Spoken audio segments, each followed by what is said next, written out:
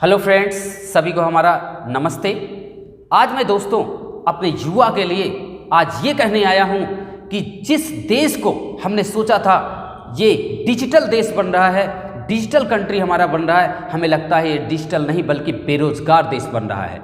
आज दुनिया में हमारे सबसे ज़्यादा हमारे देश का नाम लेने वाले भारत को लोग बेरोजगार के नाम से जानते हैं। आखिर क्यों? जिस सरकार को हम लोगों ने इतने अच्छे से चुना था 2014 में, ये आशा करते हुए कि हमारे देश के प्रधानमंत्री इस देश को सबसे अच्छा रोजगार देंगे, वो आज हमारे वही युवा देश के प्रधानमंत्री पर सवाल उठा रहे हैं। ये क्यों? इसलिए मैं हाथ जोड़ के मोदी जी आपसे निवेदन करूंगा, इनको जवाब दीजिए, इनको ये प्रश्न का उत्तर दीजिए, ताकि ये हमारे देश को, जो हम देश को डिजिटल का सपना दिखाया था आपने, वो आज प्रश्न उठ रहा है कि ये डिजिटल नहीं, हमारा देश बेरोजगार बन रहा है। और दूसरी चीज़ ये कि आज हमारा देश, हमें लगता है जिस तरीके से कांग्रेस मुक्त हो रहा है उसी तरीके से हमारा देश रोजगार भी मुक्त हो रहा है। आज हमारे देश में एसएससी की सीटें क्यों घटती जा रही हैं, हमारे देश में एसएससी की भर्तियां क्यों घटती जा रही हैं, इसमें मोदी जी मैं आपसे हाथ जोड़ के रिक्वेस्ट करूंगा, इसका जवाब दें। मैं सबसे बड़ा आपका फ़ैन हूं, लेकिन इस देश के युवाओं के साथ जो आज एक ट्रस्ट था आपके ऊपर और आपके ऊपर जो ये सवाल खड़ा हुआ है, उसके बीच में जो डिफरेंस है ट्रस्ट और सवाल के बीच, उसको आप जवाब दीजिए। इसलिए मोदी जी मैं आपसे हाथ जोड़ के विनती करूंगा, डिजिटल भारत बनाइए, लेकिन बेरोजगार भारत मत बनाइए। ये आपकी रिस्पॉन्सिबिलिटी है। आपने बहुत सारे ऐसे देश में काम किए हैं जो उम्मीद से भी बढ़कर किए हैं, तो आशा करूंगा कि ये भी काम आप जरूर करेंगे। आज देश के युवाओं की आपकी ज़रूरत है। देश के युवाओं ने आपको चुना था, हम लोगों ने आपको चुना था, इसलिए देश के साथ खड़े होइए, युवाओं के साथ खड़े होइए और आपको जिस तरीके से एक विश्वास, एक उम्मीद के साथ हम लोगों ने चुना था, उस पर खरे उतरिए। क्या एक काबिल सरकार वही है जो 2000 करोड़ पर ईयर का रोजगार का सपना दिखाकर हर साल रोजगार को घटाती जा रही है? बताइए, इसका जवाब दीजिए आप। इन युवाओं को आपको जवाब देना पड़ेगा, क्योंकि हम लोग जितना ट्रस्ट करते हैं आप लोगों से, उतना किसी पर नहीं करते हैं। इस इतने 70 साल में हमारे देश को जितने अच्छे प्रधानमंत्री, प्राइम मिनिस्टर मिले हैं, वो आप हैं। इसलिए आपसे सुख दुख कहना हम लोगों का फर्ज है। लोगों का कहना है कि ये खतरनाक सरकार है, ये खतरनाक वही सरकार है जो 2 रोटी का सपना दिखाकर 1 रोटी भी छीन ले रही है। तो क्या मोदी जी आप ऐसा कर रहे हैं कि 2 रोटी का सपना दिखाकर 1 रोटी अगर छीन रहे हैं, तो ये देश के साथ और युवाओं के साथ, देश के एक एक नागरिक के साथ बहुत बड़ा एक, समझ लीजिए कि धोखा है। आप उठिए और इसका जवाब दीजिए, और मुझे उम्मीद है इन सभी का जवाब आप देंगे। क्या एक काबिल सरकार वही है जो 1 साल में क्लियर करने वाली एसएससी की परीक्षाओं को पंचवर्षीय योजना बना दे? बिल्कुल नहीं, इसका भी आपको जवाब देना पड़ेगा। और एक रिक्वेस्ट, मोदी जी आपसे हाथ जोड़ के रिक्वेस्ट है कि क्या चुनाव के, अगर 1 महीने के अंदर चुनाव होकर, 2 महीने के अंदर चुनाव होकर उसका रिजल्ट इतनी जल्दी आ जाता है कि हमारे देश में भर्ती जो होती हैं, वैकेंसियाँ जो निकलती हैं, तो इसका रिजल्ट क्यों इतना लेट आता है? इसका भी जवाब आपको देना है। अगर युवा है तो ये देश है, और ये देश है तो समझिए सब कुछ है। तो मोदी जी मैं आपसे रिक्वेस्ट करूंगा कि इसका जवाब उन युवाओं तक दीजिए, और आपसे उम्मीद है कि आप जवाब देंगे।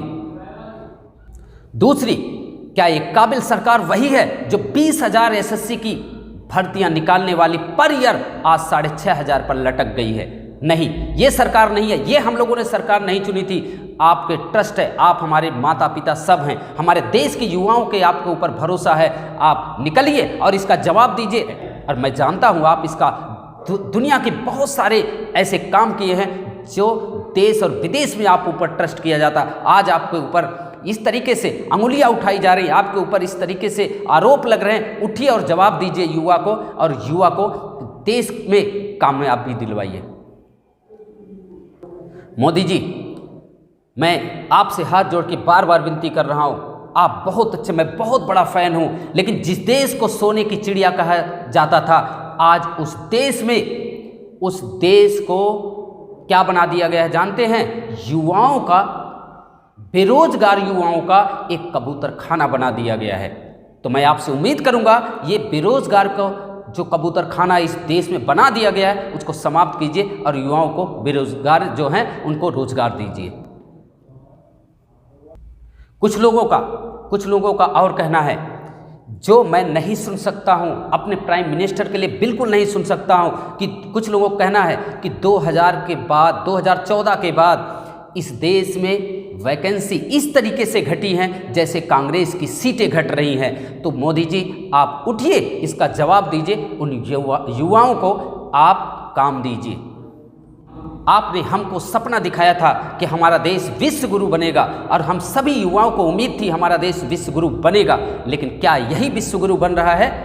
कि हमारे देश में विश्व गुरु क्या यही है कि जो हमारे देश में युवा हैं वो अनपरफॉर्मेंस का एक कलेक्शन बन रहा है, बल्कि हमारे देश एक विश्व गुरु की तरफ नहीं जा रहा, बल्कि हमारे युवाओं का जो एक कलेक्शन है वो अनपरफॉर्मेंस की तरफ जा रहा है, यानी अनपरफॉर्मेंस का एक कलेक्शन बन रहा है।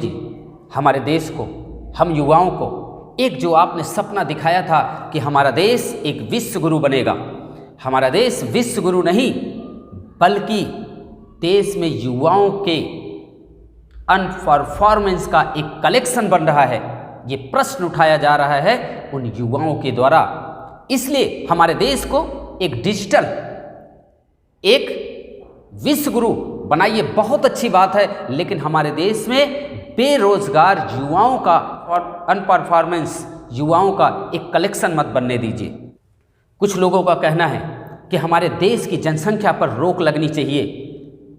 अगर 2 से ज़्यादा किसी भी परिवार में अगर हो तो उस पर रोक लगना चाहिए, उसे वंचित किया जाना चाहिए सरकारी नौकरी से। लेकिन मैं पूछना चाहता हूं, क्या इस कानून को लाने पर आप लोग सहमत होंगे?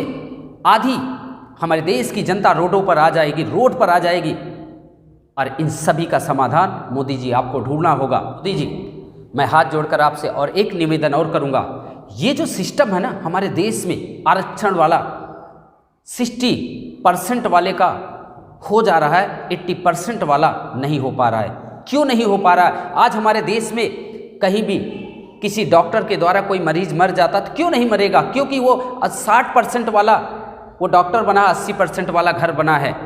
आज कहीं वो बिल्डिंग गिर जा रही है, क्यों नहीं गिरेगी? क्योंकि ये 40-45% लाने वाले का कल एडमिशन करा ले रहा है, 80% लाने वाला वो घर बैठा है। ये सब विडंबनाएं जो हमारे देश में चल रही है, इन सबको आप दूर हटाइए। आपके अंदर पोटेंशियल है, आप हमारे माता और पिता दोनों हैं, हमारे सभी 135 करोड़ भारतीयों के आप माता पिता हैं। ये सभी उठिए और इनको समाप्त कीजिए।